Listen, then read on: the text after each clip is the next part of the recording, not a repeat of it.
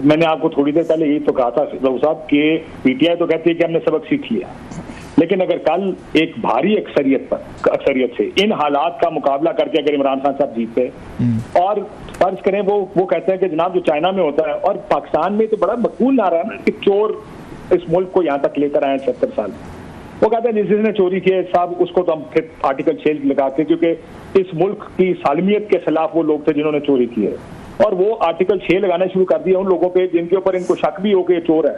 तो फिर तो ये मामला किधर जाके रुकेगा?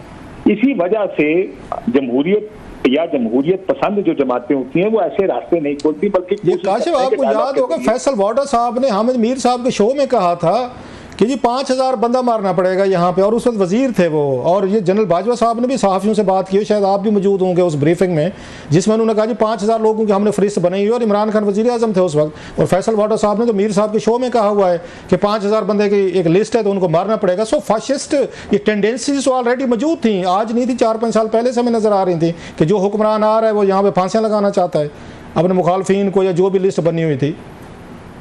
सर वो उसमें करेक्शन आ गई थी कि 5000 की लिस्ट होगी ना, जब 2000 को लगेंगे 3000 खुद ठीक हो जाएंगे। तो थोड़ी सी मॉडिफिकेशन की बात नहीं मेरे सामने किसी ने की थी। ठीक है। तो ये बात ठीक है आपकी। देखिए बहुत से लोगों के दिमाग में जो सोल्यूशंस हैं वो बड़े इसी किस्म के सोल्यूशन, झटका सोल्यूशन है कि बंदे फाइल ला दो, बंदों को ठोक दो, और इस तरह अगर हम 2000 बंदा 1000 बंदा 5000 बंदा मार देंगे तो ये ठीक हो जाएगा। या चाइना वाली ताकत चाहिए या सऊदी अरब वाला पावर चाहिए कि जिसको दिल किया जेल में डाल दिया, जिसको दिल किया फांसी लगा दिया। देखिए ये रास्ते मैं फिर वही कह रहा हूँ कि देखिए कुछ लोगों के बारे में तो आप कहते थे, आज भी मैं अता तारक साहब को सुन रहा था कि जो कहते हैं फैशिस्ट हैं, देखो इन्होंने मरीम नवाज को बाप के सामने गिरफ्तार किया, फिर उन्होंने कहा कि वो बहन को फरियाल तालपुर साहबा को गिरफ्तार किया, ईद वाले थे। तो एक गलत, आप खुद जिन चीजों की मिसालें देते हैं कि ये गलत और ये फैशिज्म है, क्या किया पिछले 2 साल में इनकी हुकूमत ने? जो पहले पीडीएम की गवर्नमेंट थी, खवातीन को बालों से पकड़ के सड़कों पे घसीटा है, लोगों के घरों में घुस के उनकी माओ बहनों के साथ बदतमीजी की है। अब जो जिस चीज का गिला ये खुद किया करते थे कि हमारे साथ है या हमारे साथ गलत हुआ है, आज वही गलती दोहरा रहे हैं। वो इमरान खान की बीवी को अंदर रखा हुआ है, उनकी जमानत हो गई, एक केस में दूसरा केस डाल दिया।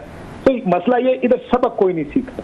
इस मुल्क में सबका जो कंप्लेन है सबसे बड़ा वो ये है कि हमारे साथ मत करो। अगर इस्टेब्लिशमेंट ने किसी की मदद करनी है तो मेरी मदद करो, मेरे मुखालिफ की मदद आप नहीं करते। अगर किसी को घसीटना है, किसी औरत को जेल में डालना है, आज सनम जावेद को देखें जी, आज उसकी जमानत हुई है।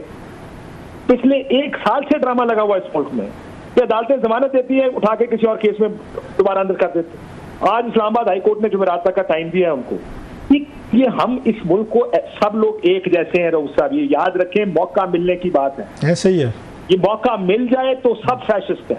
सबका दिल है कि अपने मुखालिफ को तुन के रखते हैं, सबका दिल है कि अपनी सोनिया और गलियां के विच मिर्जा यार फिरे। सबकी सोच यही है, अपने मुखालिफ को मारने के लिए वो किसी के को भी अपना कंधा देने को तैयार है। क्या हुआ पिछले 1 साल में?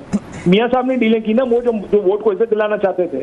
कहाँ है पीपल्स पार्टी जो जमहूरियत की सबसे बड़ी चैंपियन थी, जो इंसानी हकूक के लिए सबसे ज्यादा खड़ी होती थी? पिछले 1-2 साल में जब वो हुकूमत में थे क्या कुछ नहीं हुआ इस मुल्क?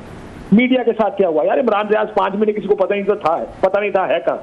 अरशद शरीफ को देखें, मुल्क जिन लोगों के ऊपर 50-50 FIR हुई, अरशद शरीफ को शहीद कर दिया गया। किसी ने, आपने बिलावल भुट्टो के मुंह से कोई बयान सुना कि ये इंसानी हकूक के खिलाफ है, ये नहीं होना चाहिए, या हम हुकूमत छोड़ देंगे अगर इस तरह का तर्ज अमल दोबारा हमने देखा? वो कहाँ गए बयान के तुम बड़े बेगैरत हो, हमारे साथ मुकाबला करो? और जब ऑपोजिशन में थे तो उसका गैरत के लेक्चर देते थे, जब हुकूमत में आए तो आज भी पीपल्स पार्टी की तरफ से कोई पॉलिसी बयान अब तक नहीं आया। लोग अपनी जाती ख्वाहिश का इजहार कर रहे हैं, लेकिन मैं आपको यकीन कैसे दिलाता हूँ रोज़ा पका, उनको अपना सियासी मफाद नजर आया तो वही होगा, उतनू खाई जाओ तो बिच्छू खाई जाओ तो उतनू रोला पाई जाओ। ये ऊपर से कहेंगे देखें ये जमहूरियत के बड़े खिलाफ है, लेकिन जो वो कर सकते हैं कि हुकूमत से निकल जाए, मुझे धमकी दें कि अगर आपने ये आर्टिकल 6 लगाया या आपने पार्टी को बैन करने की कोशिश की, हम हुकूमत का हिस्सा नहीं रहेंगे, आप इस हद तक पीपल्स पार्टी से हटना आपने बड़े पॉइंट्स उठाए हैं। जो असल पॉइंट है, कल को जो रेफरेंस जाने हैं 2, मैं अगर गलत नहीं कह रहा प्लीज़ आप उस पर करेक्ट कीजिएगा, पार्टी बैन करने का रेफरेंस है या आर्टिकल 6 का है, तो ये कैबिनेट अप्रूवल देगी और फिर रेफरेंस की शक्ल में प्रेसिडेंट ऑफ पाकिस्तान को जाएगा, वहाँ से रेफरेंस जो है सुप्रीम कोर्ट को जाता है। मेरा ख्याल ये प्रोसेस है। तो क्या जरदारी साहब जो हैं वो दोनों रेफरेंसेज की अप्रूवल देंगे? वो अप्रूवल देंगे तो आगे जाएगा। वो कहेंगे मैं तो डाखाना हूँ, मैं तो रोक नहीं सकता, जैसे आरिफ अलवी साहब ने कहा था, उन्होंने भी नहीं रोके थे रेफरेंसेस जब जा रहे थे उनके खिलाफ, काजी ये फैज़ ईसा साहब के खिलाफ। जरदारी साहब क्या करेंगे? टेस्ट तो आने वाला है, ये लंबी दूर, वो कहते हैं घोड़ा भी है तलवार भी है, मैं तलवार मैदान तो अभी वहाँ प्रेसिडेंसी में लॉन्च होने वाला है, वहाँ पे जाने वाला है रेफरेंस। तो जरदारी साहब क्या फैसला करेंगे? वापस करेंगे हुकूमत को या वो इसको सुप्रीम कोर्ट को भेजेंगे? देखिए, मैं अगर गलत नहीं हूँ, मैंने देखा ये आपने नुक्ता उठाया, ये मुझे चेक करना चाहिए था। ये रेफरेंस आर्टिकल 6 का हुकूमत की तरफ से जाता है, लॉ मिनिस्ट्री गवर्नमेंट नहीं है। हाँ, मेरा भी शायद, लेकिन मुझे को कह रहा था कि शायद रेफरेंस जो है ये जाना पड़ता है, अगर रेफरेंस भेजते हैं तो फिर आपको शायद सदर से जाना पड़ता है, बल चेक कर लेते हैं। वो प्रेसिडेंशियल रेफरेंस होता है, लेकिन आइन आर्टिकल 6 के बारे में ये कहता है कि आर्टिकल 6 का रेफरेंस हुकूमत भी ऐसे ही है। आपको याद होगा परवेज मुशर्रफ साहब के वक्त भी इफ्तिखार चौधरी साहब ने उस वक्त की हुकूमत मियां नवाज शरीफ की उसको कहा था कि आप बताएं और फैसला करके बताएं कि आप ये रेफरेंस आर्टिकल 6 का दायर करना चाहते हैं या नहीं। मसला ये है सर, आपने आसिफ जरदारी साहब का जिक्र किया, इस मुल्क में एक कानून बना था इस इलेक्शन से पहले 2024 के, कि अब इलेक्शन ट्रिब्यूनल को हाई कोर्ट के जजेस हेड करेंगे, और इस वजह से क्योंकि वो ज्यादा तगड़े लोग होते हैं, खड़े हो सकते हैं, प्रेशर नहीं लेते, इस वजह से फैसले ताकि 4 महीने के अंदर अंदर जो स्टिपुलेटेड टाइम है कानून का है। यूसुफ रजा गिलानी साहब कायम मुकाम सदर थे, पहला जो ऑर्डिनेंस पास किया इस सिलसिले में हुकूमत बचाने के लिए, आप इन्होंने रिटायर्ड जजेस को ट्रिब्यूनल का हेड लगाने का जो ऑर्डिनेंस आया वो यूसुफ रजा गिलानी साहब के पास, बाद में इसको असेंबली ने पास किया। पहले पीपल्स पार्टी की जमहूरियत पसंदी की जिसकी आप बात कर रहे हैं, ये नारे तो बहुत मारते हैं, पहला ऑर्डिनेंस उन्होंने ये पास किया यूसुफ रजा गिलानी साहब ने। और आपकी बात ठीक है, देखिए टेस्ट केस सिर्फ जरदारी साहब के भेजने का नहीं है, पीपल्स पार्टी इस पर रिएक्ट कैसे करेगी।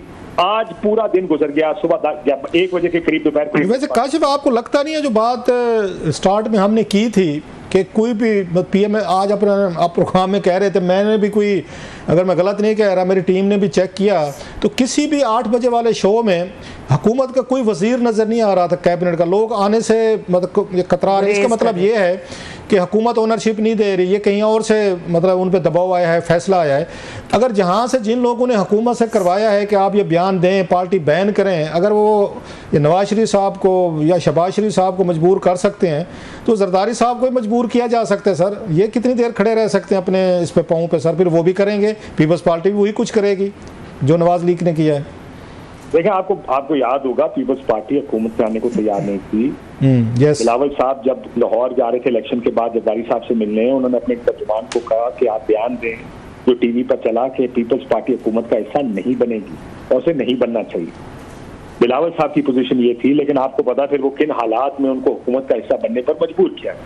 तो बिलावल साहब जरदारी साहब की इस सियासत से दूर शायद हटना चाहें भी, मैं नहीं जानता उनके पास कितनी लेवरेज है, लेकिन एक ये बात ठीक है आपकी कि अगर पुश कम्स टू शव वो अपनी सियासत देखेंगे। इस मुल्क में असूल इन्हें अखलाकियात वाली सियासत खत्म होती जा रही, अगर ये कहूँ कि खत्म होने के करीब है, आखिरी सांसें ले रही। किसी को इखलाकियात, आइन, कानून, जमहूरियत। काश मैं इसलिए कह रहा था कि पीपल्स पार्टी ठीक है, वक्त के साथ वो पार्टीज बदलती भी हैं, लेकिन भुट्टो साहब ने भी तो की हुई। भुट्टो साहब भी मेरे ख्याल 74-75 में उन्होंने भी पार्टीज, पॉलिटिकल पार्टीज को बैन किया हुआ है, वो भी ये काम कर चुके हैं। सो पीपल्स पार्टी की तारीख में तो है, अब वो बदल जाते हैं वक्त के साथ, हम उनको ब्लेम नहीं करते, लेकिन ये टेस्ट केस तो है इनके लिए कि कैसे खड़े होंगे। राव साहब, आपने भी भुट्टो साहब की तारीख भी पढ़ी होगी, जो उनका दौरे हुकूमत था, वो भी सख्त वो थे अपोजिशन के साथ, कोई कसर उन्होंने भी नहीं छोड़ी थी। बहुत हाई हैंडेडनेस, बहुत ज्यादा। क्योंकि मैंने तो भाई grew up having this romance with Zulfikar Ali Bhutto को, मैंने पढ़ा है उनका पीरियड जुल्फिकार अली भुट्टो के साथ। मेरे वाले साहब खुद एमपीए थे जुल्फिकार अली भुट्टो साहब के साथ, तो इसलिए मैंने तो अपने घर में सिर्फ पीपल्स पार्टी की तारीफें देखी। वो मैंने जब वो तारीफ पढ़नी शुरू की, लोगों की किताबें पढ़ी जो उस वक्त के बारे में जो लोगों ने लिखा है, वो फेडरल फोर्सेस बनाई गई, किस तरह ऑपोजिशन के साथ किस किस्म का सलूक किया गया। आप आज भी साद रफीक साहब से पूछेंगे तो वो कहेंगे कि उनके वालिद साहब का कत्ल भुट्टो साहब ने कराया, वो चौधरी ज़हूर अली साहब का आपको याद होगा।